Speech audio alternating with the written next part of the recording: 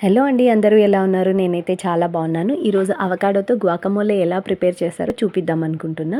ఇక్కడ కనిపిస్తున్న shop జేమార్ట్. So మాకు అవకాడోస్ ఇక్కడ మాత్రమే దొరుకుతాయన్నమాట. అవి కూడా చాలా రేర్గా. అవకాడోని తీసుకొచ్చి ఇలా తిప్పుదామని చూస్తే అది ఎక్కడికో వెళ్ళిపోయిందండి.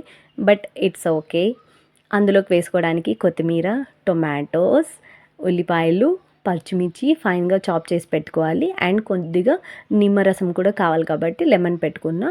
సో అవకాడోని ఫస్ట్ కట్ చేసి అందులో ఉన్న పల్ప్ తీసి మ్యాష్ చేసుకొని కొద్దిగా సాల్ట్ వేసుకోవాలి. ఆ తర్వాత వచ్చేసి మనం కట్ చేసి పెట్టుకున్నవన్నీ కూడా అవకాడోలోకి వేసేసుకోవాలన్నమాట.